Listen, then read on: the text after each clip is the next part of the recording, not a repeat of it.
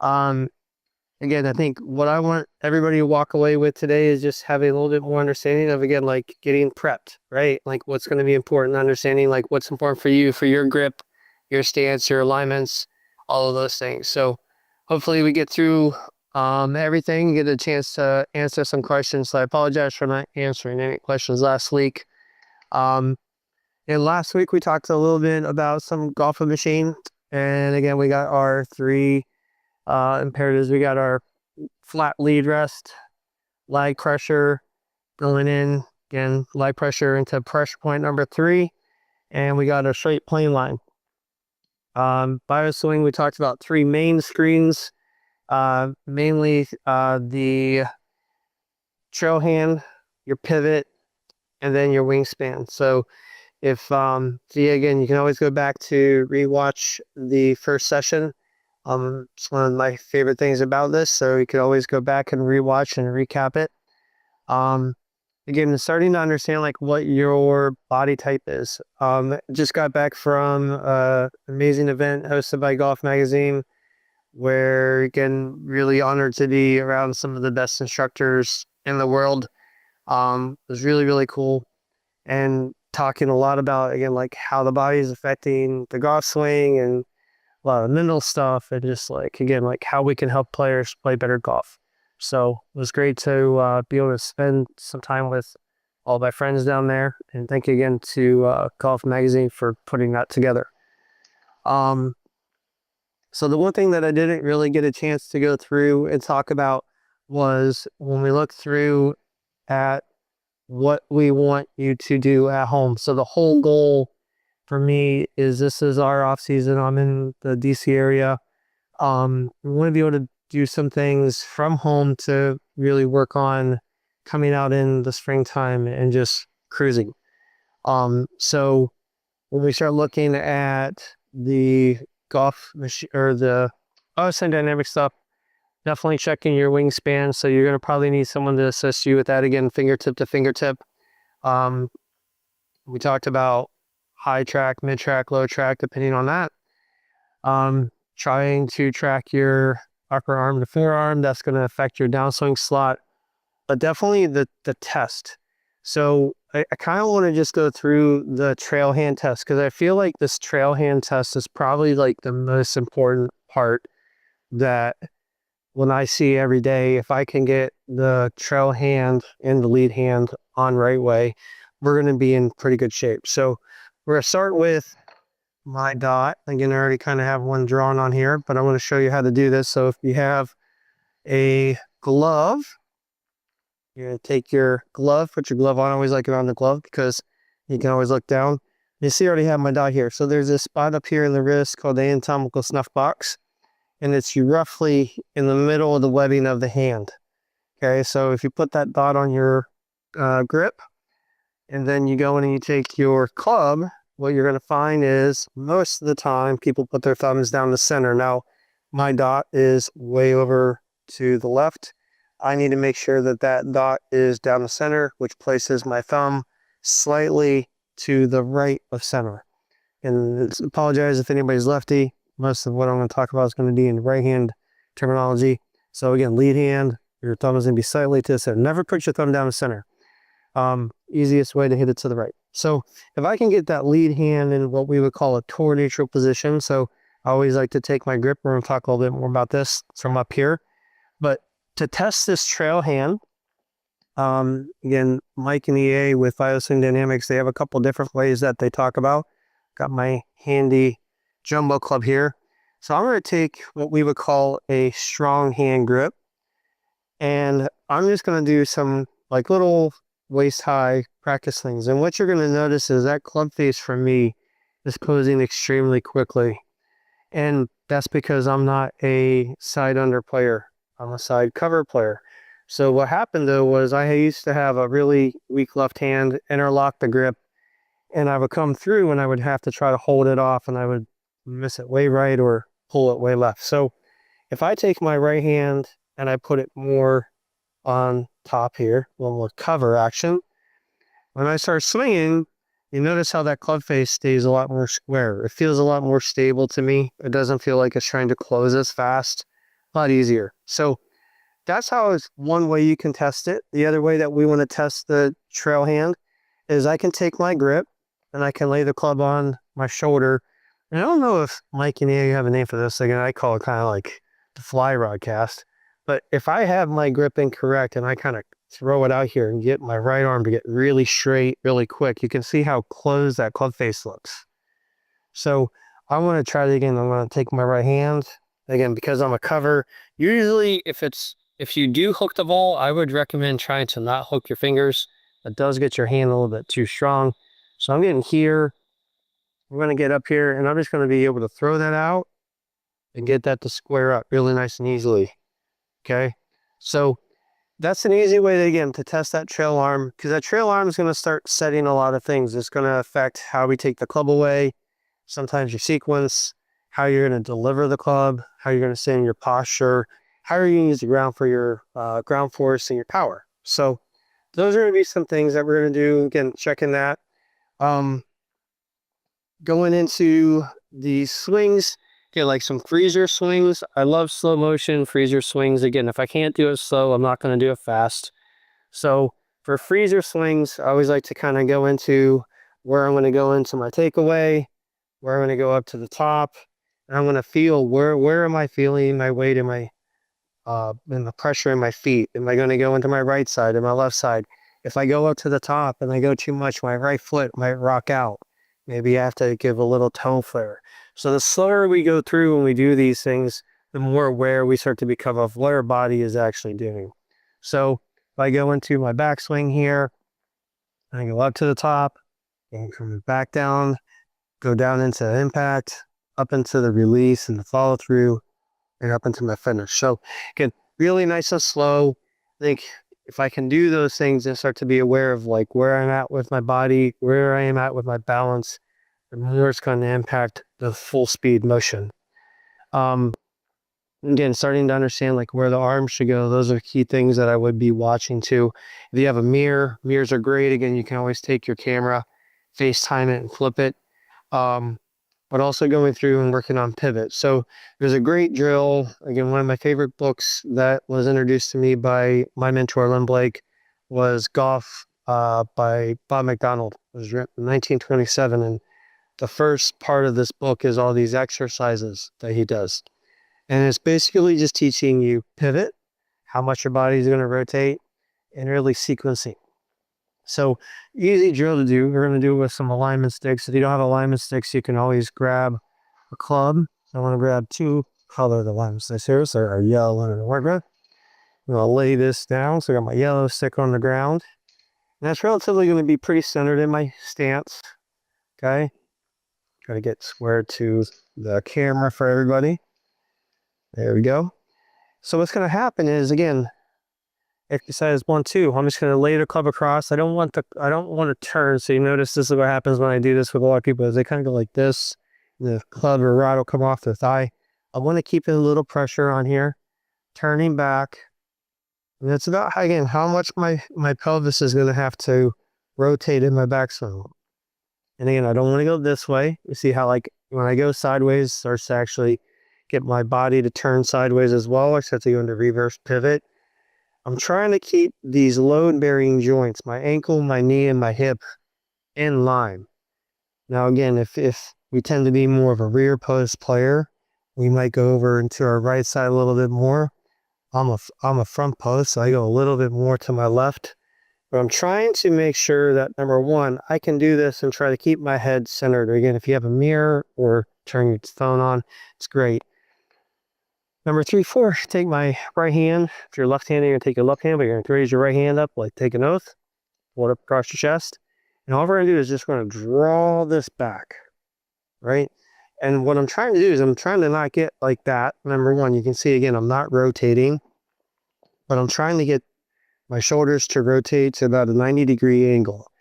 Now, what I find a lot of time is the left-hand grip creates the body to be eliminated from the equation, right? So in the golfing machine, we refer to them as the 3 zones. We got zone 1, the body; zone 2, the arms; zone 3, the hands. Zone 1, the body, is responsible for balance. Zone 2, the arms responsible for speed. Zone 3, the hands are responsible for direction. And because the left hand isn't controlling the club face, well, the next thing you know, we try to swing slower so we can hit it straight. But that's not zone 2's responsibility. They're supposed to be speed. Okay, well, then maybe I'll make my swing shorter. I'm not going to make my body rotate as much. Well, that's zone 1. That's balance. That's the pivot. So we got to make sure that we're training these zones independently. And we start to understand like where our body is and where we feel our pressure and where we feel our body going. There's some key things that I'm always going to watch for. Again, trying to make sure that my voice box is always slightly behind my belt buckle.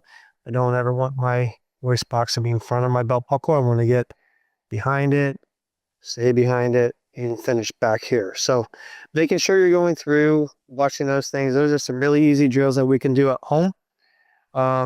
Again, so we're going through, we talked about getting an impact bag. I love impact bags, especially for working on things at home. So take a pillow if you want. And I've got our Lagmaster lag bag here. And I've got like a little compression wedge is what I call this. And so when I actually come in and I strike this bag, the club face is pretty square. And what I want to make sure is I don't want it to be open. I don't want it to be closed. And I have a little bit of shaft lean because the bag is on a slight angle. Okay. So when I'm going in here, I'm not knocking it so hard that it's going to go rolling down the range or down through my family room. When I'm going up to the top, feeling really good, coming down, getting into that impact position. So that's one of those easy drills that we can do at home. Then we got the other drill that we talked about a little bit last week. And this was all homework for last week, so I apologize. We're going to recap this. We take your left hand grip.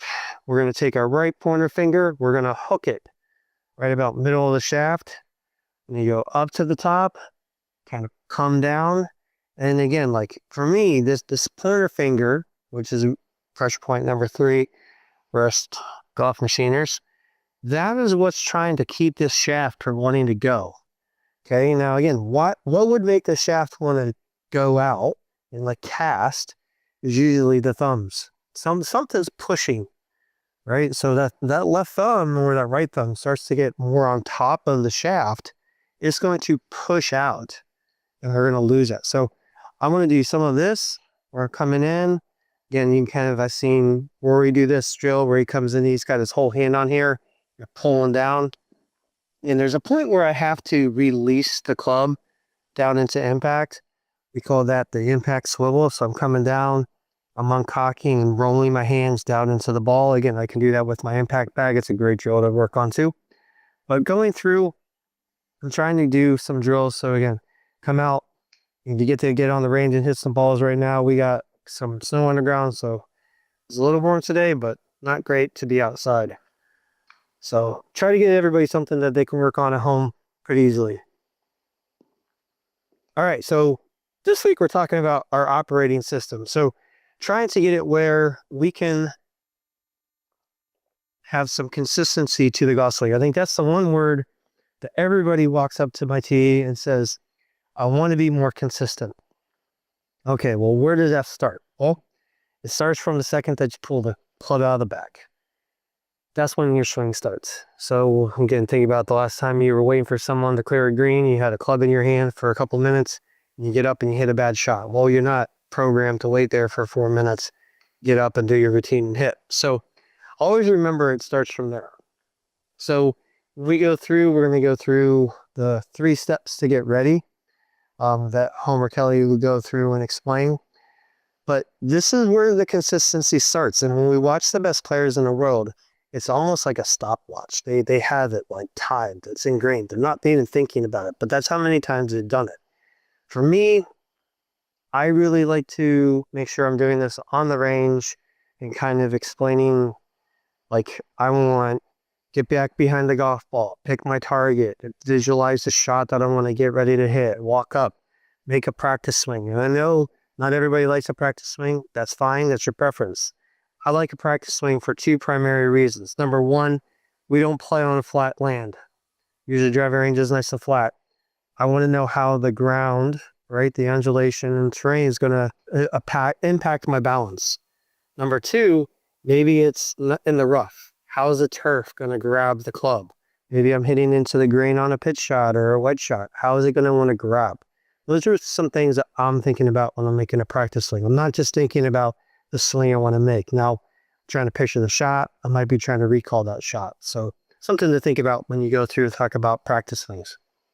So 3 keys to get it set up. So again, we want our grip. You got to have a good stance. And what is going to be our optimal distance and posture from the golf ball. When we talk about our wingspan, and again, Mike and EA talk about how our arms can impact our stance. So when we go through, if I have a longer arm to height ratio, typically I'm going to stand a little taller. I'm going to have less knee flex. If I have shorter arms, I'm going to have a lot more bend. And I'm going to have a lot flatter plane. So if I'm taller, I'm going to have a little bit higher of his plane. We call those more high tracks. So going through and starting to understand these pieces of the puzzle so we can start adding the proper components to your swing. Really important to start to build that consistent motion. Again, sounds good, feels good, goes straight, goes far. So tonight we're going to go through and talk about the grip, the stance, and the setup. Again, some of the things that I'm always looking at when I'm looking at a player and how I can try to help make them more consistent ball striker and control the ball a lot better. All right, so 3 to get ready, right? So there's 12 positions, 3 to get ready, 3 to take it back, 3 to bring it down, and 3 to go around. And so the 3 to get ready, when you hear most instructors refer to P1, P2, P3, those are in the motion. Those are actually, again, starting at address into the backstroke and at the top, and we're going to start down the downstroke and release, impact, follow through, finish. But the 3 to get ready is going to be your routine. And they're, again, I think Vision 54 with out in Arizona, Lynn Marriott and Pia Nelson, they do an amazing job with this think box, play box. Again, whatever your routine is your routine. You can make it however you want. That's the best part about golf. You make it in yours and own it. Just make sure that it's the same every single time. So when we go through, I want primarily 3 things in every single person's routine. I want to be able to picture the shot, commit to the shot, and then you got to swing like you don't care. My good friend Will Robbins was really big on that, and he calls it 3-3-4, and you got to grade your shot out of 10, but it's not how good you hit the shot. It's actually how well did you picture the shot, did you commit to it, and did you swing free? If you can't picture the shot, you can't commit to it. If you're between clubs, you can't commit to it. If you're thinking about what your swing thoughts are, your swing in general, can't commit to it. So that's the hard part of as an instructor is we're trying to give you information, valuable information, but sometimes we got to kind of let that go when we get onto the golf course. So I think the one thing that we always want to remember, I always ask my players is like, what do we have control of? And most of the time I was like, oh, I can control my swing. I can control the ball. And be like, well, the best players in the world don't have control of their swing better than most, but they don't because then they wouldn't hit a bad shot if they did. And they don't have control of the ball because they would hit every fairway, every green, and they would make every putt. So if those players don't have control of those things, neither do they. We don't have control of the weather. We don't have control of the bounce. We don't have control of who we play with. We don't have control of pace of play. So sometimes my tournament players, when they're playing competitive golf, they have to let some of that go. And they let it get to them, and it affects their game. But going through and starting to understand how we're going to apply that to walking up into the ball and building out our stance is going to be really, really important. Again, things that I'm going to talk about again tonight, some alignments. Again, everybody thinks of alignment. It's not just your feet. Alignments are all of the angles in the golf swing. Particularly tonight, we're going to talk about our arms and how that affects your distance from the golf ball. Rhythm and tempo. Again, tempo I would describe as like just like the beat of the swing. Rhythm, the club head, and the hand are always moving simultaneously. We never want the club head to pass the hand. So think of like a carousel. The outside horse is moving a lot faster than the inside horse, but the outside horse never passes the inside horse. They're moving at the same rate. They're moving at the same RPMs. So same thing in my golf swing. I'm never going to let this club pass my hand. Well, I might come over here and it'll look like my wrist is bending, but it's not bending. It's just because a turned wrist appears to be bent, but it's just cocked. So some really important things to understand about the golf swing. And when we start talking about golf, I always tell people, number one, it's like drinking like from a fire hose. Number two, it's like a black box of an airplane. Everything that makes sense doesn't apply. Usually, and the black box isn't black, it's orange. So go through, we have to understand that usually what seems to make sense, right? Seems as ifs do not apply in golf. So making sure we understand all those things. All right, so let's get to 3 to get ready. So the first one is going to be preliminary address. What's my preliminary address? Well, that's all the stuff that I get ready to do before I hit. Again, so like thinking Vision 54, this would be getting back and into the think box, getting my yardage, picking my club, reading the lie, trying to picture where I'm going to try to hit this shot, getting all my information, all my data before I start to go and actually execute the shot. Again, I'm trying to picture it. I love the shot tracer on the TV now. Again, I think I'm trying to picture that, especially for putting. I'm always trying to picture what that shot's going to look like. Impact fix. Okay, so if there's, again, Matthew Wolf, and everybody kind of says it looks like a hitch. Matthew Wolf doesn't have a hitch. It's called impact fix. And my guess is somewhere along his golf journey, someone showed him this drill and it just started like clicking and he started hitting really good shots. So when you watch what Matthew Wolf does, goes up into a setup, right? And he does like this like little boom, right? Well, what is that imitating? That is imitating impact, right? Now, when I go to here, this is where I'm going to be at impact. But notice address and impact are not quite the same. Again, a lot of people kind of feel like they're just trying to get back to where they started. It's not always how it works. So when I go through impact fix, I'm trying to place my body, my arms, and my hands where I want to be when I strike the golf ball. So one thing that I like to do, we're going to use this heavy tray here for the ball. There you go.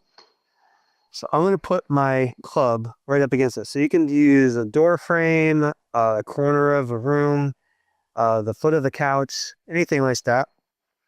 And when we go through, I'm going to go into my setup, and I'm not just pushing my hands forward. Okay. I'm pushing off my right foot. I'm opening my left hip. I'm putting pressure into my left leg. My left leg is straightening. I actually love to do this too, and I kind of give it just a little bit of a tilt back, right? So I'm actually looking at that golf ball with my left eye. Now I'm left eye dominant, so and I think I've heard a stat that most tour players are left eye dominant as well, but I don't want to do this. So we're going into this impact fix position. We're coming through and just getting up in here and just again a little pressure. So quick story, I'm helping my buddy David Kuhn down over in Pittsburgh, and we're going through and we're screening some of his students. And we're cycling through 4 at a time, and the girls group's coming in, there's 4 girls. And I'm finishing up with one of the boys, and girl walks behind me, and I just hear this whoosh. I'm like, whoa. And I turn around, and she might have been 90 pounds soaking wet. And she's like, wow, that sounded pretty good. So go through, kind of finishing up, and does it again. I'm just like, okay, I gotta turn around, watch this. So I turn, and I watch her get set up, right? So she got her golf ball.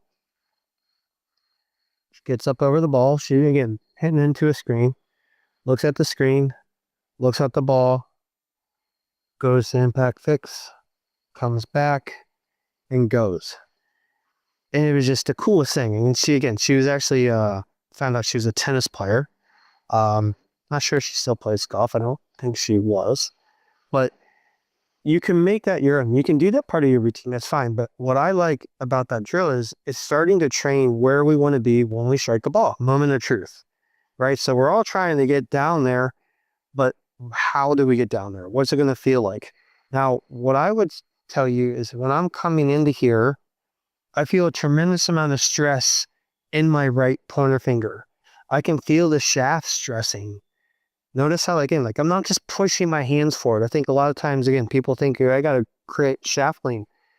The shaft lean is created because the body is pulling the hands through, right? So we're talking about the club lagging behind and coming down into impact. That's what creates this hands ahead position. If you struggle with that, first thing I would tell you is to check your left hand grip. Make sure, again, turn toward neutral, dot down the middle. That'll definitely help you with that. So that's a great drill. I love that drill. I recommend that for everybody when they're working on stuff at home. And so that's going to be some of our homework, little impact fix. You can also do it with a impact bag if you want to.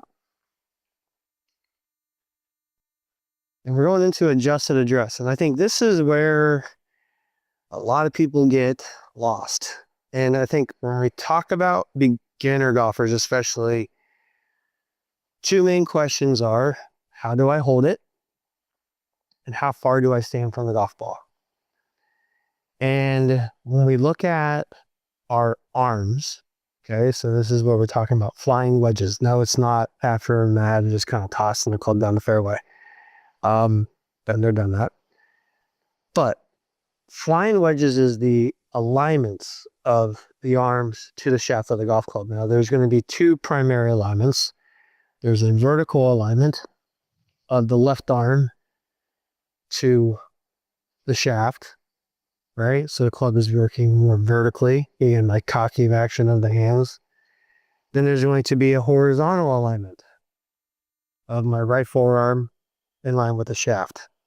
Okay, this is an important one because whenever we look at all these great champions, even again, I can say 36 handicap to a 6 handicap, when they come back down into impact, that shaft and that forearm are always going to be in line right here. Okay. Again, so when I usually am teaching, I'm drawing a line. In particular, we refer to this line as the right elbow plane. So I draw a line, goes right up through your right elbow, and then goes up into your back. So a lot of times I hear people, they draw lines up the shaft. We call that the shaft plane, pretty easy to remember. And then they draw another line from the ball through the shoulder. And that's the shoulder plane. And they're like, well, you know, that club wants to come down somewhere in between there. Okay, well, that line is the right elbow plane. So I'm trying to get prepped for that. Now, the interesting thing is when I go through, again, I'm trying to set my arms here when I put the stick down. I want my arms to get set to help me do that. And I'm going to do that up here. So whenever I try to get someone to take their grip, I always want them to be gripping the club about waist high, or even like kind of like belly high. Okay. And the reason being is because I want to be able to see my hands. I want to be able to make sure, number one, that dots down the center. I want to make sure that my right hand, my trail hand is on there the right way.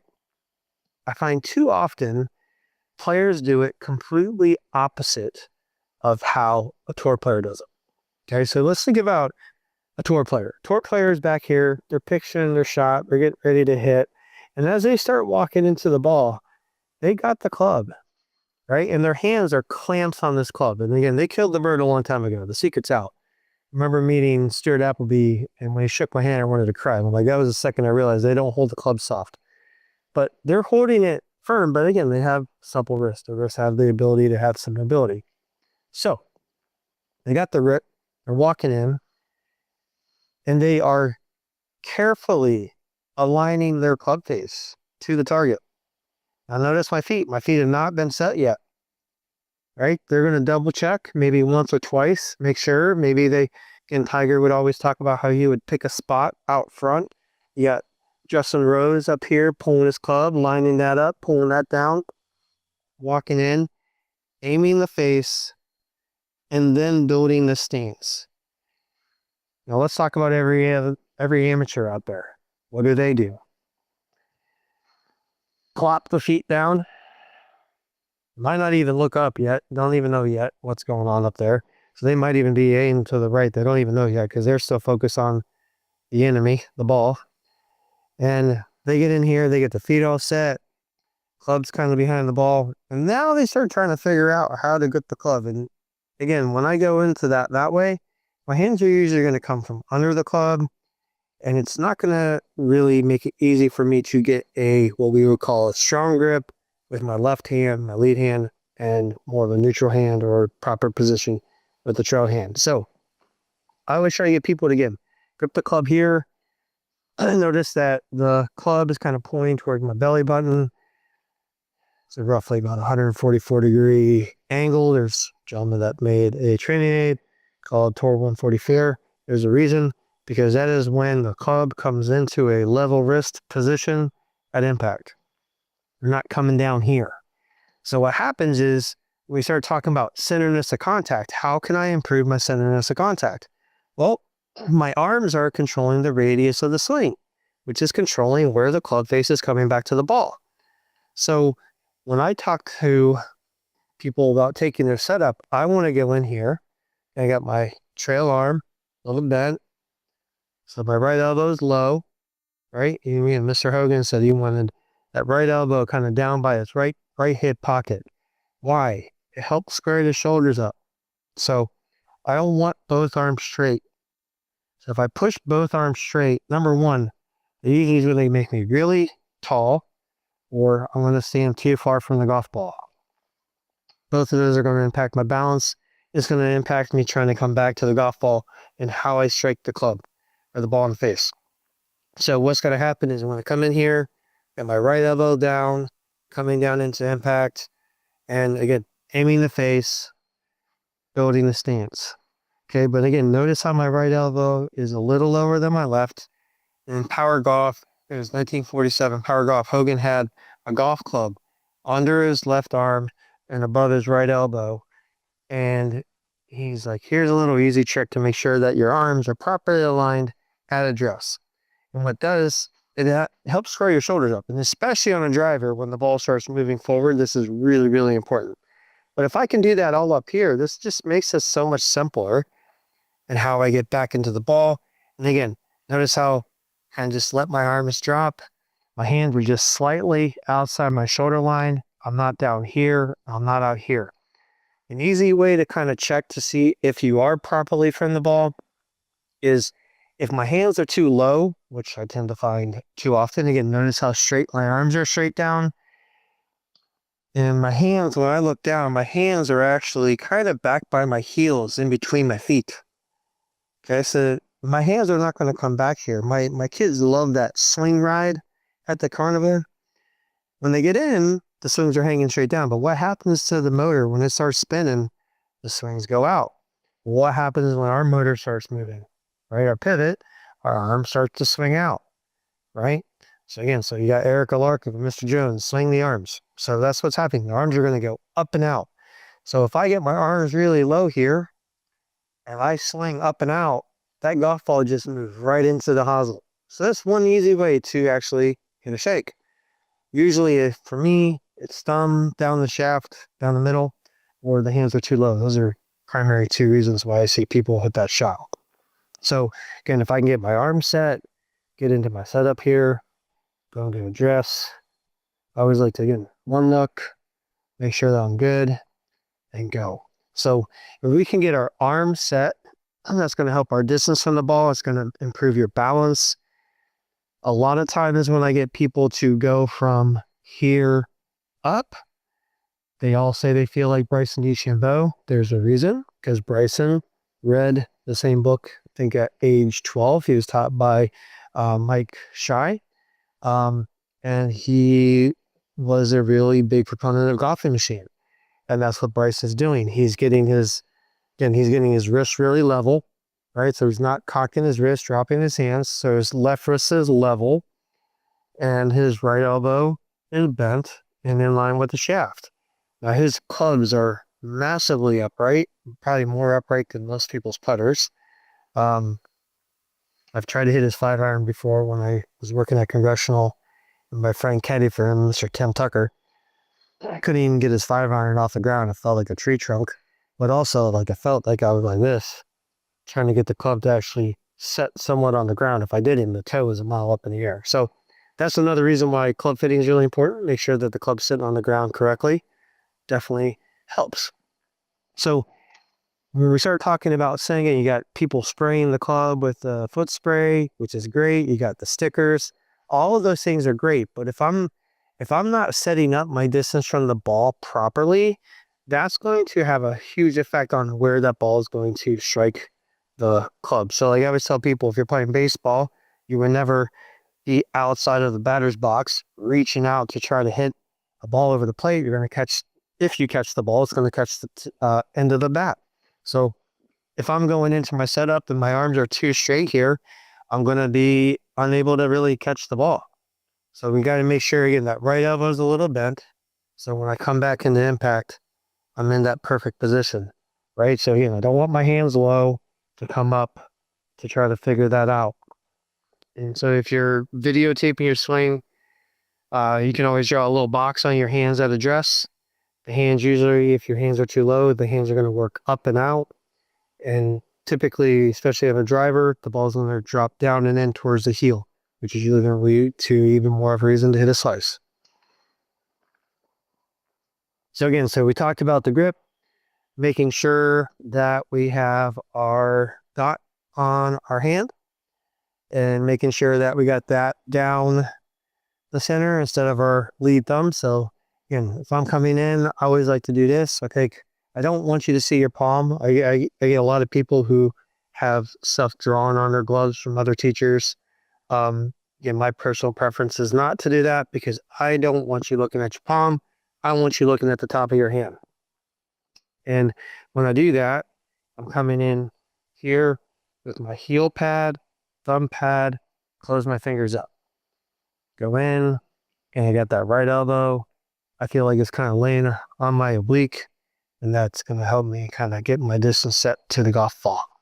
So now we talk about the trail hand. Again, I feel like this is really, really important. When we're talking about the trail hand, if my trail hand is more under and stronger, I'm going to probably set it a little earlier. It's a little bit more on top. My body's going to turn a little bit more. We're going to get a little bit more into that next week, talking about the sequence of the swing and how that starts to affect things. But making sure when we start talking about the grip, I think the important part is understanding that I don't really care how you are connecting them together. I have way too often where I'll have a junior who's hitting the ball great, maybe 8 or 9, and they got the 10-finger grip going and got the left hand torn neutral and everything's great. And they're just in this pretty low draw. And, dad walks up and he's like, well, when are you going to fix his grip? I'm like, what do you mean fix his grip? He's striping it right now. No, when are you going to get the fingers hooked?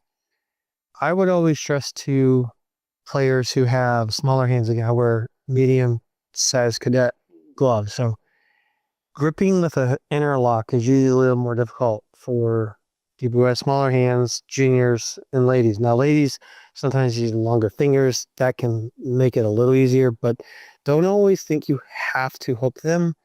Again, I can go enter, like this is what we would call overlap. So like I take my hand, slide it down, lay my finger here. That's overlap. This would be an interlock. I can go 10-finger where all my fingers are on.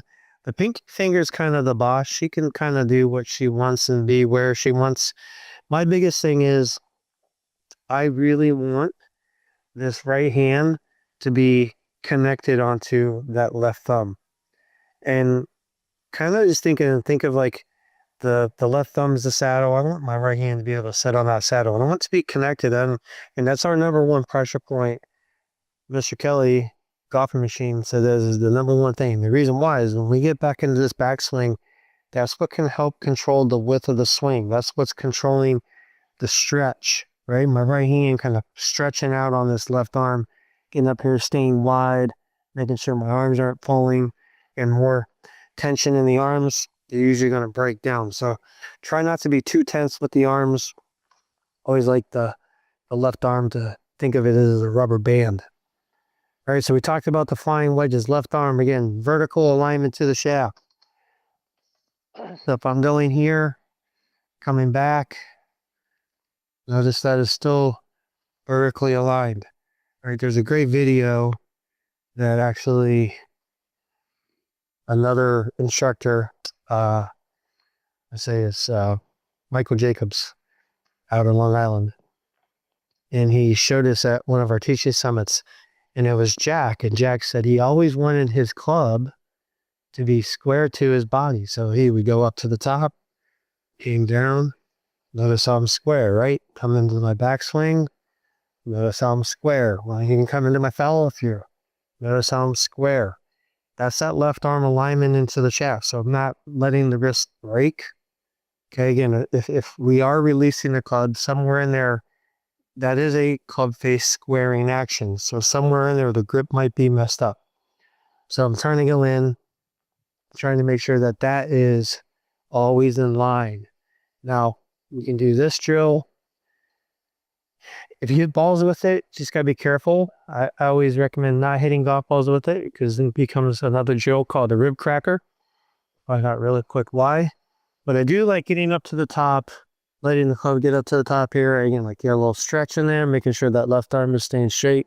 This one, the right arm trying to stay out. Again, Mr. Harmon, you tell Adam Scott, stay wide, Adam. All right, getting up out here, going to my left, coming down into impact. Now notice again, that stick is a little bit out. If I would have flipped it, would have whacked me on my side here. So I'm trying to keep that nice and flat through here, coming up into the follow through. So that's our left flying wedge. We're in the right arm, staying here, going in, going through. And this is where putting is actually really important because I want both forearms in line with the shaft. But for my full swing here, coming back, coming up to the top, I can do this here. Ooh, can't get this on. There we go. So I'm coming up to the top, it's in line. Coming down, it's in line. It's in line. Still even in line when I'm getting into that finish. So those alignments, when we talk about alignments, it's not just your feet that are important. Making sure your arms are aligned is going to be really beneficial.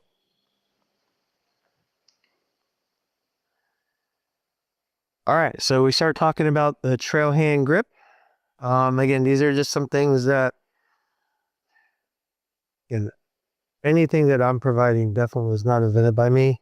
I've had some amazing mentors, Lynn Blake, Mike Adams, E.A. Tischler, Dr. Wright, David Dell. Dana Kuhn's actually been a great mentor in explaining more of the golfing machine to me. So there's so many things out there that I'm kind of just putting together. So there's really none of this is mine.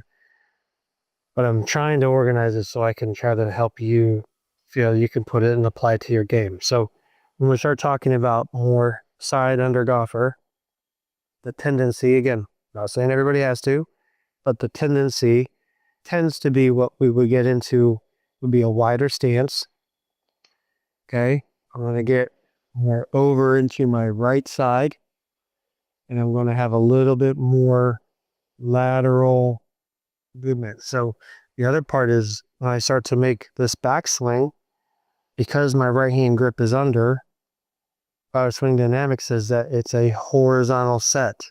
There's actually an article just in Golf Magazine with Mark Blackburn, how he was talking about the difference of one piece takeaway, but he was kind of showing and demonstrating that like this position, by the time the club shaft is parallel to the ground, should be about parallel to your toes. And then one thing I'm also going to do when I do that, we'll use my little beard club here, is I want to make sure that that club face is matching that spine angle. I don't want it to be toe up, that's actually open. So again, early set, And the other thing I start to kind of see is the club tends to be a little bit more laid off. It starts to cross. It starts to mess with our wrist conditions. Usually misses it more right because the wrist gets too bent. Like kind of like a Dustin Johnson starts to kind of get like arched there. So give me one second. Let's see. Have any comments? Yeah. Don't see. Trying to make sure not miss anybody's questions. So when we go through and we start to look at this, I think how I describe it is the hands tend to be more of what's taking the club away. And there's like 3 ways we can initiate the swing. Again, like a low core side under tends to be more with this wrist action. It's not more of a one-piece takeaway. But when they do that, they do tend to keep their lower body a little bit more quiet. So we're going to have a little less hip turn in the backswing. Because of that less hip turn, we're going to actually load into their trail knee, load them one knee bend so they can push out of that. So again, they're loading over here so that they can explode to go this way, being a little bit more lateral and rotational action from them. So those are some tendencies. If you have a stronger grip and you think you might be a low core side under, rear post golfer, I am completely the opposite of that, but that's actually how I used to grip it and I used to move, and that's why I didn't play great golf. Now side on, again, like I would stress side on in, this is kind of like your vanilla swing. This is where a lot of people try to get to. This is going to be more of a neutral grip with the trail hand. So again, so you think of like side under, my hand was slightly turned. Here, my hand's more vertical to the ground. So again, if I'm holding my club up here, I'm coming right to the side of the club. My pointer finger is directly to the side of the shaft. Again, the V of my right hand might be pointing more towards my nose or my right eye. Again, side under, that V is going right up my right arm. Again, so they're going to get more into their setup. They're going to kind of bend from their knees and bow to the ball. That kind of helps place the balance more centered. They use their shoulders a little bit more in their takeaway. Again, I think this is kind of that more traditional looking club outside the hands with the takeaway. And their weight's going to be more centered in their feet at address. When they get up to the top, if you have a pressure plate or a way to monitor that, they tend to be a little bit more, probably like 65% onto their trail leg. Again, the low core is going to be probably a little bit more than that. Side under is going to really like loading into this right side, right leg. Let's see what we got here, Ben. Is a low core golfer inherently a rear post golfer? Or are those separate concepts? I would tell you there's always the ability for it to be an outlier, Ben, but it does tend to fall that way. The sequencing of the swing does impact that a lot. So again, if I always think of it when I'm explaining it is if I'm taking my hands and my hands are kind of taking my club back, that's going to kind of pull me back here. Now for me as an upper core, like front post golfer, and I got a cover grip, I turn my hips first, and that kind of makes me go more left automatical. So I would say, again, the language is 2 different people, but they tend to kind of fall into the same realm. Again, it doesn't have to be, but yes. And you can still be, and I would say there's ranges, right? So again, so you can be on top, cover, side, under, side, like an under. So you had all these ranges of your hand and the trail hand, and that's where the ranges can be with how much you load into your right leg and it's more center reading the left. So it does tend to find, I find that in me personally. Sometimes if it doesn't, something's going on. It might be, again, like what you might be trying to do with the takeaway. I find a lot of people use their lead arm like left arm too much, and that starts like pushing them out here when they're not really supposed to be over there. I always stress then Hogan wanted 3 right arms, not 3 left arms. So again, you can say that the left shoulder is pulling, but not the left hand. And again, you got some people saying that it feels like ringing a bell. But I read a article and said golf. His Tiger said he wanted to feel like he was throwing an uppercut punch. So I don't know. I'd rather be throwing a punch than ringing a bell. So great question. Thank you.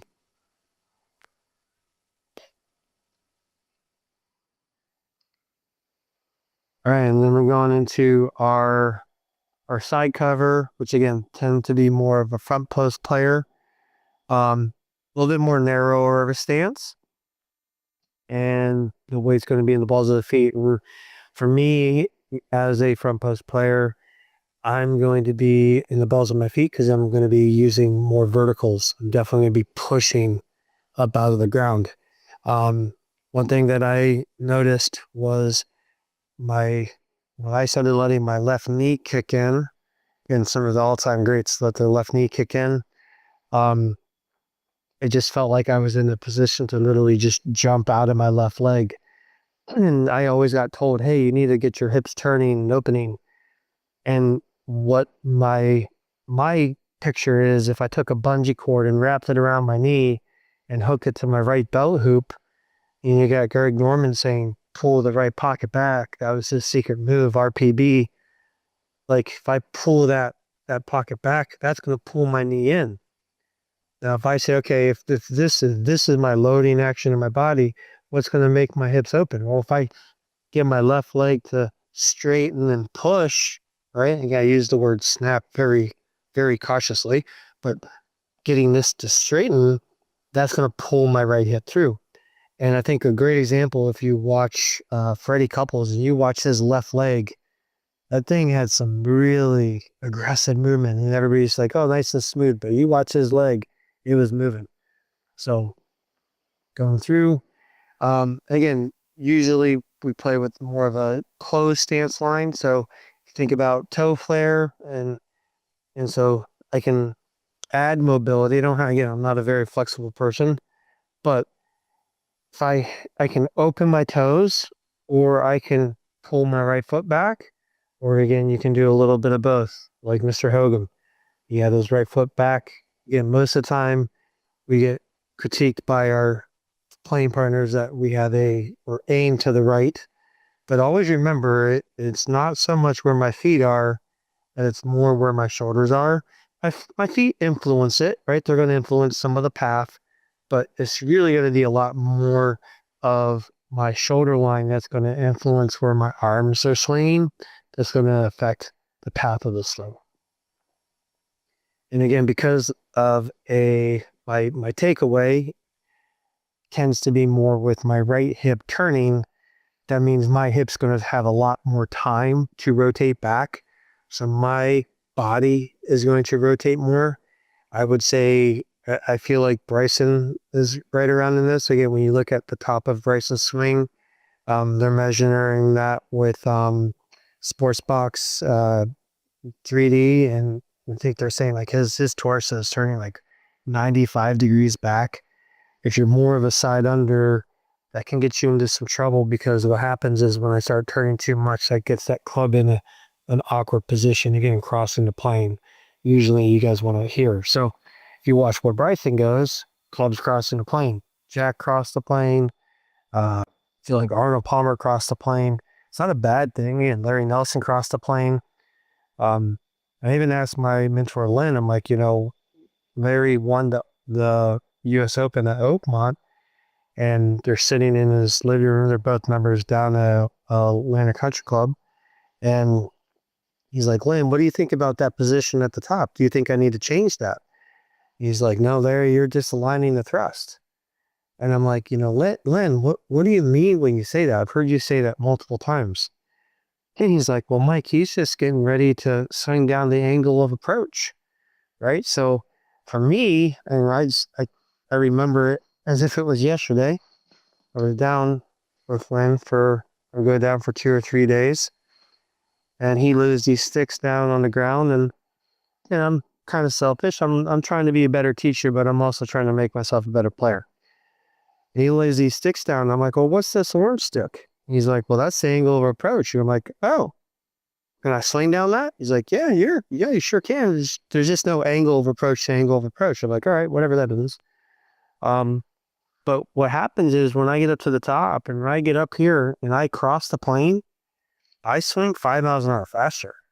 So I think, again, personally, with what Bryson's doing, trying to get speed, I think he figured out that when he crosses, and it's a pivot thing. Like, don't get me wrong, like me turning more makes the club appear to be in that position.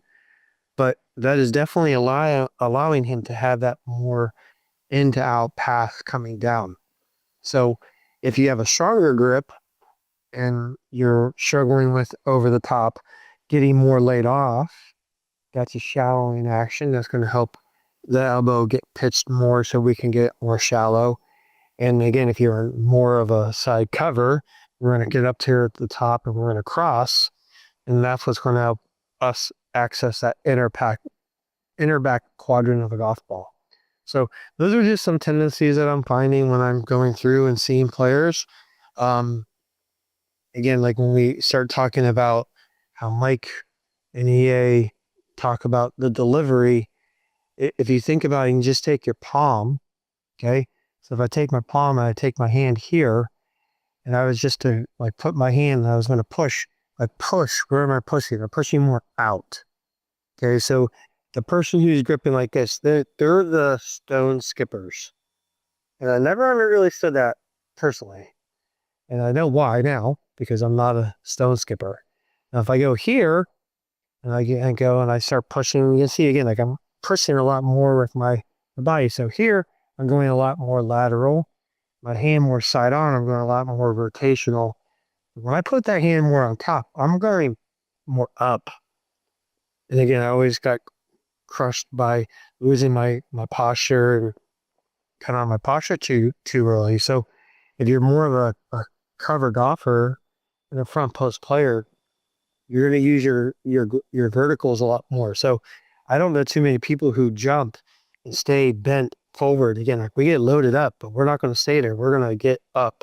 So be careful too if you're going to try to stay in your posture a little bit too long if you are more of a side cover golfer, because that does tend to make us hit it short into the right.